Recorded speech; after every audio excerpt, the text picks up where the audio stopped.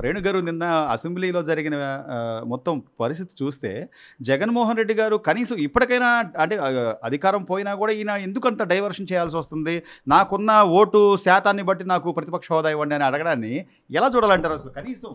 అంటే జగన్మోహన్ రెడ్డి గారికి అంబేద్కర్ గారు రాసిన రాజ్యాంగాన్ని మర్చిపోయి రాజారెడ్డి రాజ్యాంగాన్ని అమలు చేసుకుంటున్న మైండ్‌లో ఉందండి. ఆయన అందుకని ఏంటంటే అసలు ఆయన కాన్స్టిట్యూషన్ లా కానీ, ఆ రూల్స్ కానీ ఎలా ఉంటాయి అనే విధానాన్నే మర్చిపోయాడాయన. ఆయన తన కోసం సృష్టించుకున్న ఒక రాజ్యాంగం గత 5 సంవత్సరాలు నడిచింది కాబట్టి, నాకు దాని ప్రకారంగా ఆయన రూల్స్ తీసుకొచ్చి పెట్టి, నాకు ఈ రూల్స్ ప్రకారంగా నాకివ్వండి అని చెప్తున్నాడు. అవును. కొంచెమన్నా సిగ్గుండాలి. ఆయనకున్న హోదాలో ఎక్స్ సీఎం అని కూడా అనలేకపోతున్నాం మేము. ఎందుకంటే రాష్ట్రాన్ని సర్వనాశనం చేసిన వ్యక్తి హ్మ్.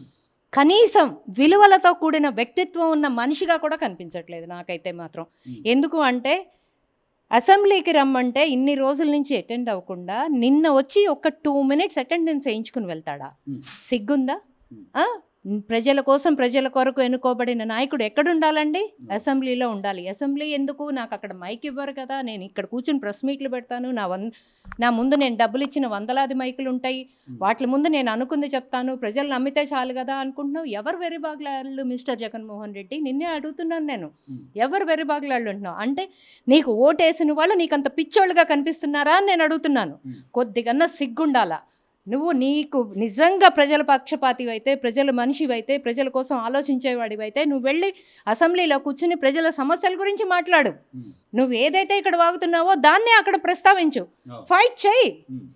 ఖచ్చితంగా నువ్వు ఒక ఎమ్మెల్యేగా అన్న గుర్తింపు పొందటానికి ప్రయత్నం చేయాలని నేను కోరుకుంటున్నానండి. అంటే కనీసం మీరన్నట్టుగా ఆ పులివెందుల్లో ప్రజలు గెలిపించిన దానికో, లేకపోతే ఆయనతో కూడా ఉన్న 10 మంది ఎమ్మెల్యేలు గెలిచిన దానికో, కనీసం అంటే మీకు ప్రతిపక్ష హోదా లేకపోయినా కూడా ప్రజా గొంతుగ్గా వినిపించాలి, లేదా ప్రజా సమస్యలు మాట్లాడాలంటే మీకు అక్కడ సమయం ఇస్తామని చెప్తున్నారు. ఎక్కడ కూడా మీలాగా ప్రవర్తించే పరిస్థితి అయితే లేదని చెప్తున్నారు.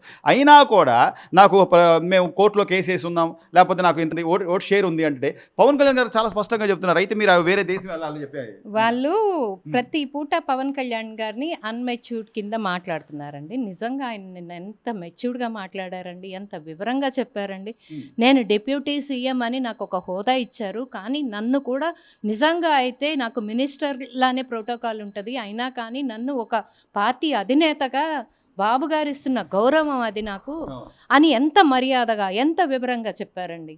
నిజంగా ఆయన హ్యాట్స్ ఆఫ్ అండి. ఆయనకి మాత్రం నేను చెప్తున్నాను, ఆయనకున్న విలువలకి, ఆయనకున్న వ్యక్తిత్వానికి రియల్లీ ఐఎమ్ హ్యాట్స్ ఆఫ్. ఆయన కూడా తోలనాడుతారు నిన్న రోజా గారు, మీరు విదేశాల అల్లుడు కదా మీరు అని అసలు ఆవిడ అసలు రోజా మనిషేనండి? విదేశాల అల్లుడు ఏంటండి? ఆయన ఇక్కడ పుట్టిన, ఇక్కడ స్వతంత్రం ఉన్న మనిషి, ఇక్కడ ఈ సిటిజన్, ఇండియన్ సిటిజన్. ఎవరితండి మాట్లాడుతోంది? ఎవరినైనా చేసుకునే రైట్ ఉందండి, చేసుకోకూడదని ఏమన్నా రాజ్యాంగాలు చెప్పినాయి? ఒకవేళ రాజారెడ్డి రాజ్యాంగం ఏమన్నా చెప్పిందేమో నాకైతే తెలియదండి, బట్ కాన్స్టిట్యూషన్లో అయితే అలా చెప్పలేదు. ఒక ఇండియన్ అనే వాళ్ళకి, ఒక పౌరసత్వం ఉన్న వాళ్ళకి ఏ హక్కైనా ఉంటుంది. అసలు నిన్న ఇతను వచ్చాడు అటెండెన్స్ వేయించుకోవడానికి వచ్చాడు. గవర్నర్ గారు మాట్లాడుతూ ఉంటే చట్టసభలో కూర్చుని ప్రజల చేత ఎన్నుకోబడిన నాయకుడు గవర్నర్ గారు ఇస్తున్న మర్యాదపూర్వకమైన ఒక ప్రసంగానికి కనీస మర్యాద, సభా మర్యాద పాటించకుండా ప్రతిపక్ష హోదా, అదేదో రాష్ట్ర సమస్య అయినట్టు, అదేదో ప్రజల సమస్య అయినట్టు ప్రతిపక్ష హోదా ఇవ్వాలి, సిగ్గు అనిపించట్లేదా మీకు? మీకు ఎలక్షన్లో ఖర్చు పెట్టిన డబ్బు కూడా దండగని నేను చెప్తున్నాను.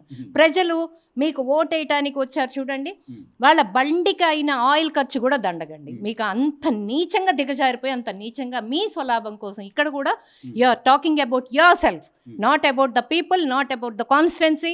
అసలు మీకు ఎమ్మెల్యే అనేది ఇంకొకసారి సీఎం అయితే ఎవరు, అదైతే కన్ఫర్మ్, ఇంకోసారి మీకు ఎమ్మెల్యే కూడా ఇవ్వరని నేను గట్టిగా బలంగా నమ్ముతున్నానండి. ఎందుకంటే రాష్ట్రాన్ని నాశనం చేసిందే కాక ఇవాళ కూడా నాకు ప్రతిపక్ష హోదా అడుక్కుంటున్నావు చూడు mister Jaganmohan Reddy.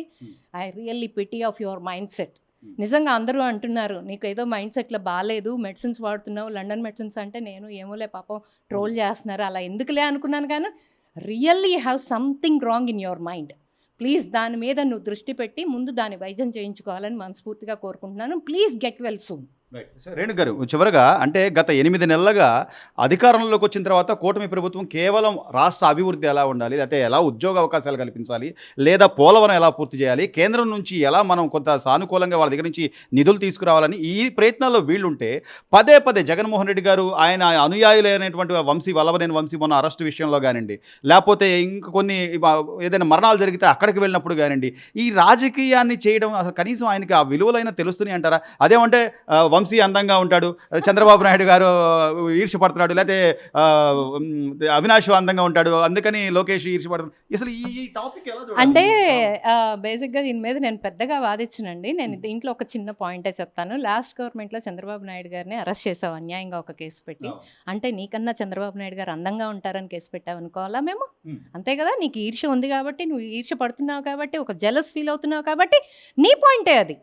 Of course నీ పాయింట్. ఇవాళ పబ్లిక్గా గన్నవరంలో పార్టీ ఆఫీస్ తగలపెట్టడం మనం అందరం పబ్లిక్, మనం కాదు, మనం అంటే సరే తెలుగుదేశం కార్యకర్తలు ఏదో మాట్లాడుతున్నారు అనుకోవచ్చు, పబ్లిక్ చూసింది ఎన్నో సాక్ష్యాలు ఉన్నాయి. అతను చేసిన రౌడీయిజం అందరికీ తెలుసు, భువనమ్మను మాట్లాడిన విధానం తెలుసు, అన్నీ తెలుసు మనకి.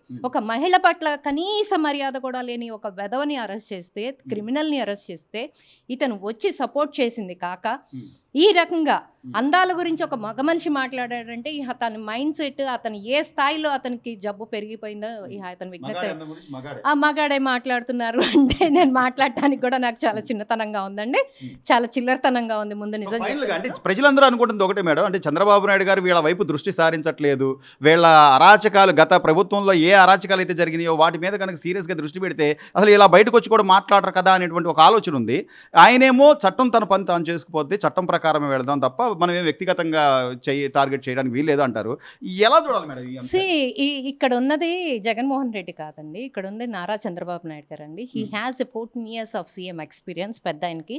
సో ఆయన విధానం మనకు అర్థం కాకపోయి ఉండొచ్చు, కానీ నాకు తెలిసిన నా ఆలోచనలో వాట్ ఐ ప్రజెంట్ ఈస్ రాష్ట్రాన్ని సర్వనాశనం చేసేసి ఉన్నారండి. పెట్టుబడిదారులు రావాలంటే అమ్మో ఆంధ్ర రాష్ట్రానికి వెళ్ళాలంటే ఒక క్రిమినల్ ఉన్నాడు అక్కడ, లేకపోతే ఒక దౌర్జన్యాలు జరుగుతాయి అనేది మనం రోడ్డు మీదే నాయకుల్ని చంపిన స్థితి మనం చూసామండి. అలాంటి పరిస్థితుల్లో ఇవాళ మనం పెట్టుబడిదారులని తీసుకొచ్చుకోవాల్సిన పరిస్థితి ఏర్పడింది, జీరో నుంచి రావాల్సిన పరిస్థితి ఏర్పడింది. అతను జీరోని చేసేసాడు, రాష్ట్రాన్ని ఆర్థికంగా బలహీనపరిచాడు, ఎవ్రీథింగ్ ప్రతి వ్యవస్థ కుంటుపడిపోయింది. సో ఏంటంటే ప్రతిదీ ఒకటి బిల్డ్ చేసుకుంటూ వస్తున్నారు. కార్యకర్తలకు ఏంటంటే డెఫినెట్గా ఉంటుందండి, ఎందుకంటే బాధలు పడున్నారు కాబట్టి. Even I'm also a victim, పడున్నప్పుడు మాకు అనిపిస్తుంది ఏంటి బాబు గారు, కానీ వచ్చింది కక్ష తీర్చుకోవడానికి కాదు కదండి, రాష్ట్రాభివృద్ధి సాధించుకుని ప్రజలకి మేలు చేయడానికి ఆయన అక్కడ కూర్చున్నారు. ఇక వీళ్ళు చేసిన క్రిమినాలిటీకి అన్ని సాక్ష్యాలు ఉన్నాయి, అన్నీ ఒక్కసారే జరగకపోవచ్చు, కానీ ప్రతిదీ వన్ బై వన్ ప్రతి ఒక్కరికి న్యాయం జరుగుతుంది. ఆ నమ్మకం నాకు గట్టిగా ఉంది, ఎందుకంటే యాజ్ అన్ అడ్వకేట్గా I know about the law. కొంచెం లేట్ అవ్వచ్చు కానీ but it will done. So ఏంటంటే అందరూ కూడా, కార్యకర్తలందరూ కూడా పెద్ద ఆయన అర్థం చేసుకోవాలండి. ఎందుకంటే ముందు మన ఆర్థిక పరిస్థితుల్ని, కుంటుపడిన ఆర్థిక పరిస్థితుల్ని మనం మళ్ళీ గాడిలో పెట్టుకోవాలి. పెట్టుబడిదారుల్ని మన రాష్ట్రానికి ఇప్పుడు ఏంటంటే అమరావతి అనేది ఒక కిడ్ అండి, ఒక పసిగుడ్డు, దాన్ని చంపేశాడు వాడు.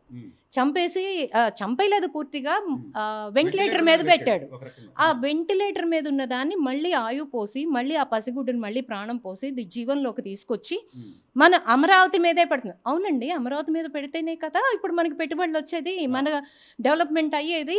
కక్షలు తీర్చుకుంటూ పోతే ఇప్పుడు మనమే ఉన్నామండి, ఎవరైనా మనం రౌడీజంగా చేస్తే మన దగ్గరికి ఎవరు వస్తారు చెప్పండి? ఎవరు రారు కదా. సో అలాగే మనమే వెళ్ళి ఇంకో ప్లేస్లో పెట్టలేం. మనం పెట్టే ప్రతి రూపాయికి కూడా అకౌంటబిలిటీ చూసుకుంటాం, whether it is safe or not అని. సో పెట్టుబడిదారులు పెట్టే విధానంలో ప్రతి ఒక్కళ్ళు అదే ఉంటారు కాబట్టి దీన్ని గాల్లో పెట్టే ప్రయత్నంలో పెద్ద ఆయన ఉన్నాడండి. కార్యకర్తలందరినీ నేను కోరుకుంటుంది ఒకటే, చట్టం తన పని ఖచ్చితంగా చేసుకుంటా పోతుంది. మనం పెద్ద ఆయనకి భారం కాకుండా, ఐ రిపీట్, మనం పెద్ద ఆయనకి భారం కాకుండా సపోర్ట్గా ఉండాలని ప్రతి ఒక్కరిని కోరుకుంటున్నాను నేను.